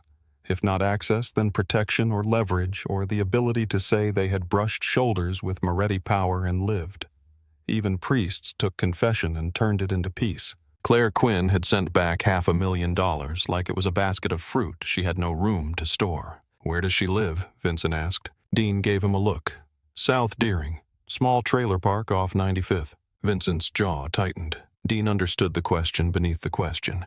He opened a folder and laid it on the desk. I had someone start pulling records. Vincent looked at him. Dean shrugged once. You were busy holding your son. Vincent opened the file. Claire Quinn, 28, born in Joliet. Father dead in a refinery accident when she was 4. Mother gone by 6. Foster placements. 2 closed juvenile run reports. GED at 19. Marriage at 20. A daughter at 21. 7 emergency room visits over 6 years each with a different explanation and the same shape of bruising. Assault charges filed by the state against one Patrick Quinn after a neighbor called police to a domestic disturbance 2 years earlier. Plea. Sentencing. Still inside. Vincent turned the page. Employment history. Night dishwasher. Morning cleaning crew. Temporary laundry work. No savings of consequence. 1 trailer rental. 1 old Honda not currently running. School attendance records for Ellie Quinn. Clean, strong reading scores. Too many absences in 1 winter, then stable. Veterinary records absent for Titan. No chip. No official breed listed anywhere because nobody who had ever seen him agreed what he was. Vincent read all the way to the bottom. Then he went back to the top and read it again more slowly. The office stayed very quiet. Somewhere in the house, a door shut softly. A guard crossed the front hall. Outside, leaf blowers from the grounds crew started up along the far drive and made the whole estate sound faintly ridiculous. Dean remained by the bookshelves watching Vincent without appearing to. At last, Vincent closed the folder. She works 2 jobs. She did. Vincent looked up. Dean nodded toward the case of cash. Not taking the money does not mean she should stay in that life. Vincent leaned back in his chair and looked at the ceiling for one long moment. The image that would not leave him was not Mason in the tunnel, not Frank in chains, not Titan catching the scent by the river. It was Claire on the church pew sleeves over her hands, eyes steady and tired and unafraid of a man most of the city crossed streets to avoid. A woman who had every practical reason to take the money and who had still said no because what she wanted preserved was not her comfort. It was the meaning of what she had done. By evening, Mason woke hungry and refused to let Vincent out of arm's reach. They ate grilled cheese on the bed because the dining room was too large and bright and wrong. Mason nibbled crusts and asked if Titan liked grilled cheese too. He asked if Ellie had gone home. He asked if Uncle Frank was in trouble. Vincent answered what he could and left the rest alone. That night Mason woke 3 times crying. Each time Vincent was already there. By the 3rd night the crying had turned to rigid silence instead. Mason would bolt upright, breathing hard, eyes wide open in the moon lamp glow, and say nothing at all. Vincent sat with him until the shaking passed. Once at nearly 3 in the morning, Mason asked in a voice so small, Vincent almost missed it. "Can Titan sleep here?" Vincent did not answer right away because if he did the wrong thing too fast, the child would hear the disappointment in it. The next morning, he drove himself to South Deering. He had not driven alone in 10 years. Dean argued. The guards argued. Vincent left anyway. The trailer park sat behind a cracked access road near old industrial lots where the city seemed to forget itself. Tin roofs, patched steps, chain-link scraps serving as fences, the smell of diesel dry grass, laundry soap, and hot metal from the yards beyond. It was the kind of place people in Vincent's orbit described with one look and no curiosity at all. Claire's trailer was the smallest one at the far end. Old dented paint sun faded to a tired cream. But the windows were clean. The steps had been swept. And beside the door, in a blue pot with a chipped rim, wild daisies leaned toward the light. Vincent stood there longer than he meant to. Then he saw Ellie. She sat cross-legged on the step with a paperback open in her lap, reading aloud in solemn voices to Titan, who lay stretched across the concrete like a retired lion. His ears twitched with each page turn. When Vincent's shadow fell across them, Titan opened one eye first, then the other. He lifted his head, saw who it was, and after one measured second, gave a slow, single wag of his tail. Approval from that animal felt more binding than a contract. Ellie looked up and broke into surprise. "Is Mason okay?" Vincent found himself answering her before anything else. "He is home." Ellie closed the book at once. "Does he still have the bear?" "Yes." "And Rex?" "Yes." She nodded as if this confirmed the structural integrity of the universe. Then Claire opened the trailer door. She had damp hands from the sink and a dish towel over one shoulder. Her hair was tied back badly, no makeup, white t-shirt, faded jeans. Something guarded tightened through her body the instant she saw a man in black at her step, then loosened just as quickly when she took in Titan's tail and Ellie's untroubled face. "You came alone," she said. Vincent looked past her into the trailer's narrow interior.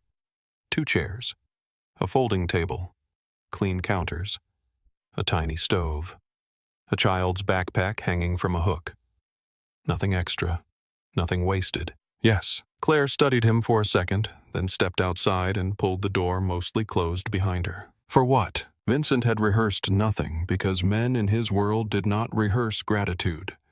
They rehearsed threats, leverage angles. Standing on Claire Quinn's front step, with trailer park dust on his Italian shoes, he discovered that none of those helped. "I wanted to see where the woman who refused $500,000 lives," he said. Ellie's eyes widened. Claire's did not. "I did not refuse it because I am noble," Claire said. "I refused it because if I took it, then that night would belong to your money. It does not." Vincent looked at her for a long moment. "That is the first honest thing anyone has said to me all week." Something in Claire's mouth almost moved. Not a smile, an acknowledgement. Ellie stood up. "Can Mason come read to Titan sometime?" Claire glanced down at her daughter, then back at Vincent. "He keeps asking about your dog," Vincent admitted. Ellie brightened at once. "Titan likes dinosaur books." "Of course he does," Claire murmured. Vincent found himself doing something he rarely did in any room.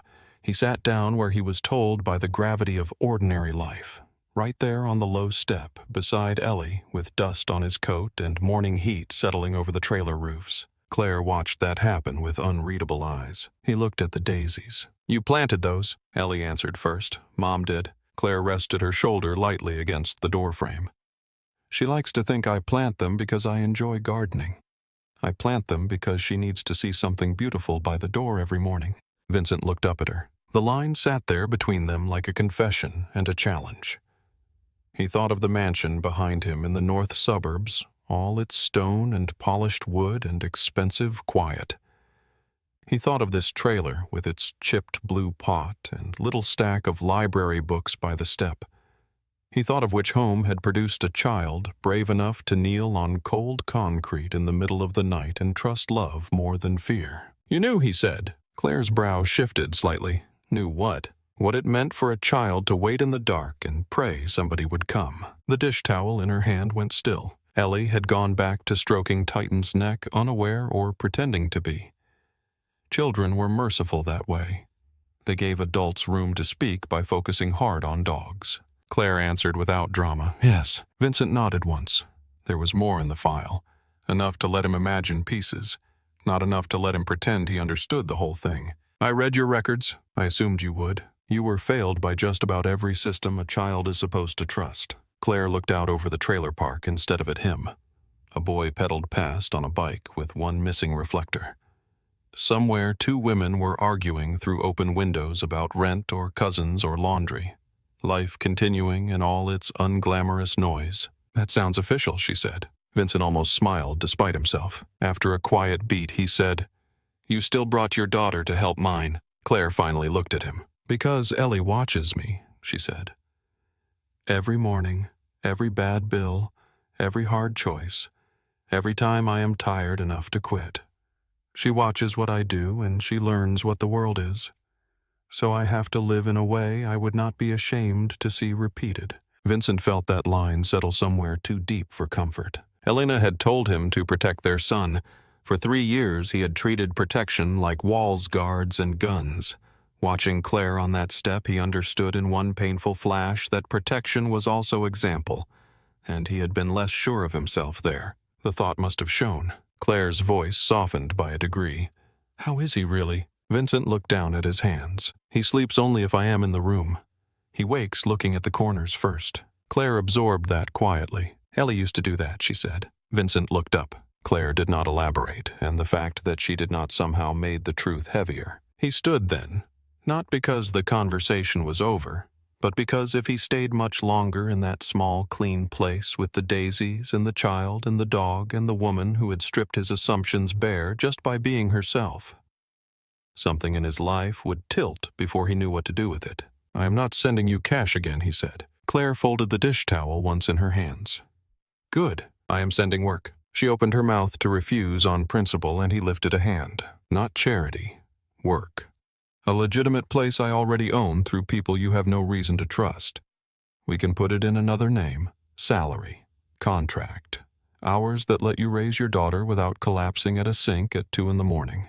Claire stared at him. Vincent added, "And the dog needs a vet." Ellie gasped.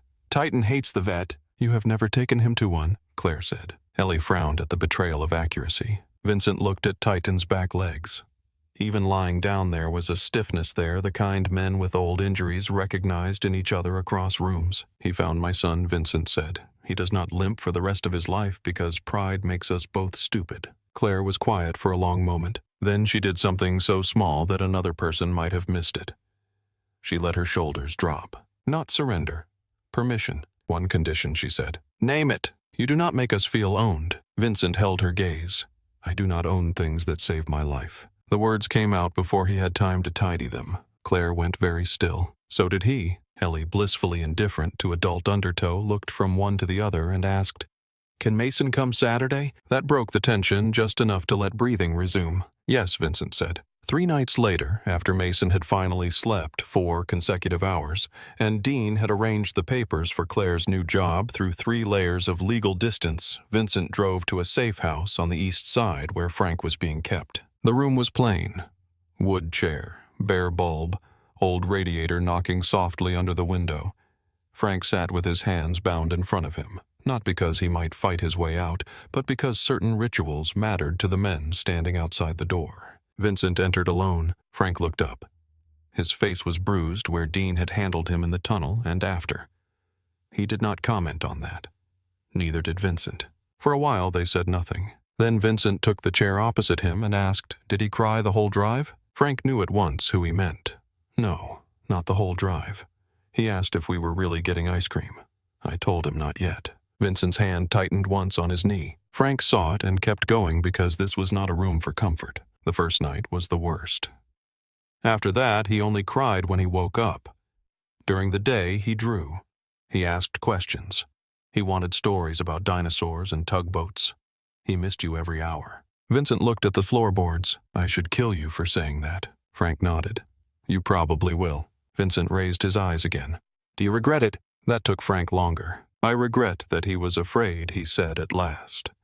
"I regret that the only way I could imagine saving him required hurting him first.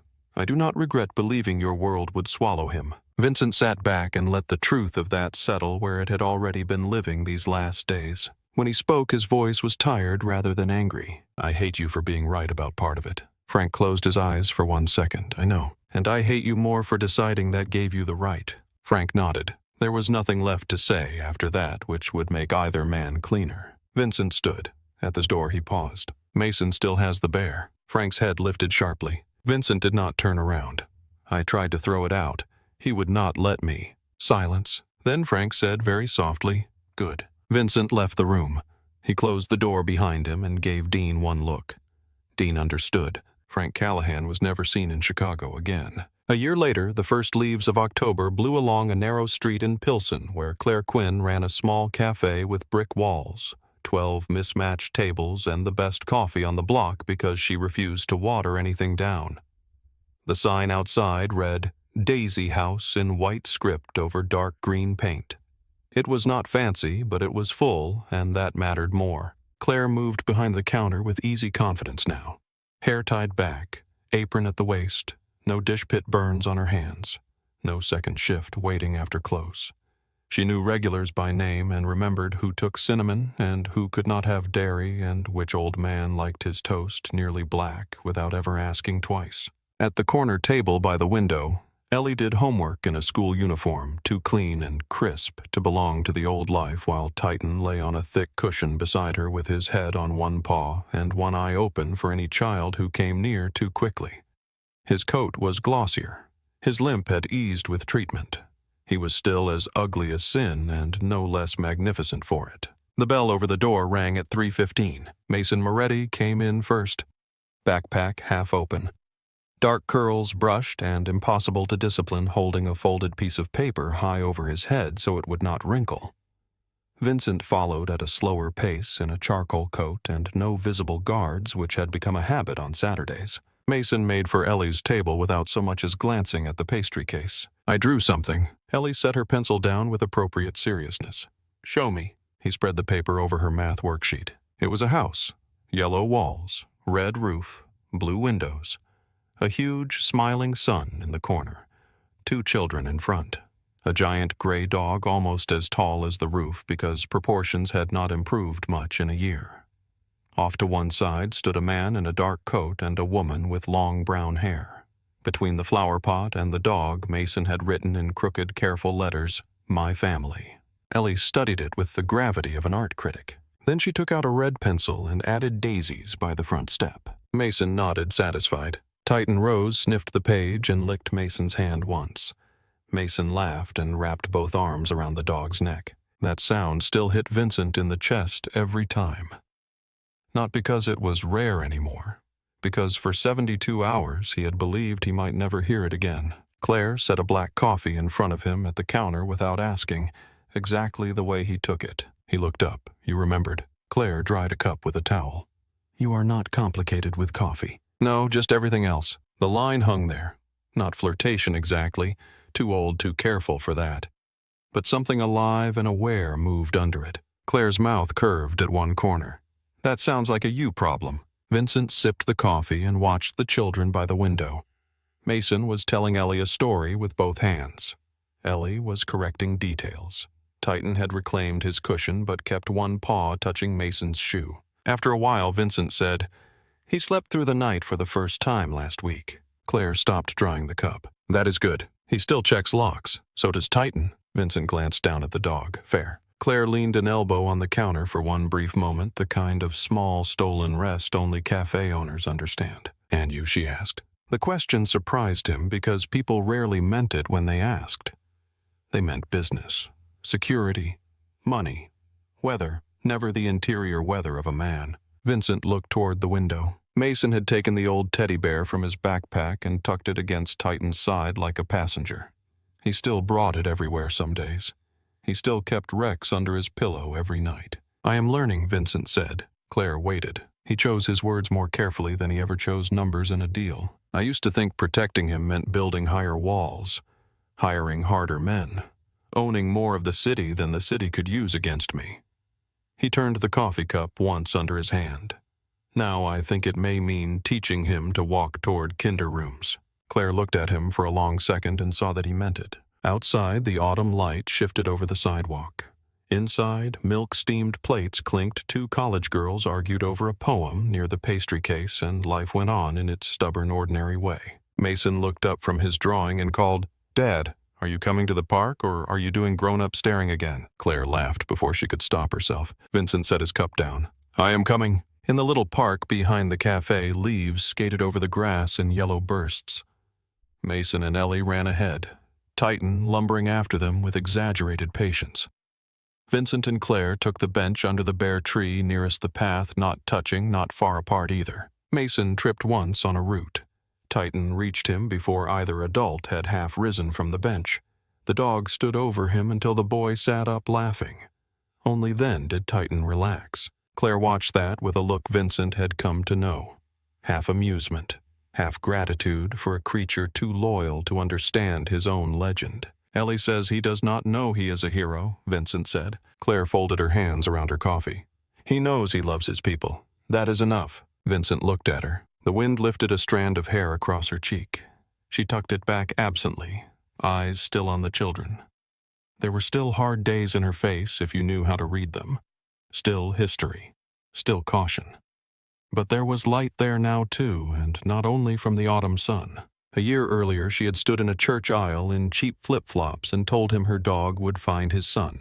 He had not known then that those words would drag more than Mason out of the dark. Ellie called from across the grass. "Mom, look.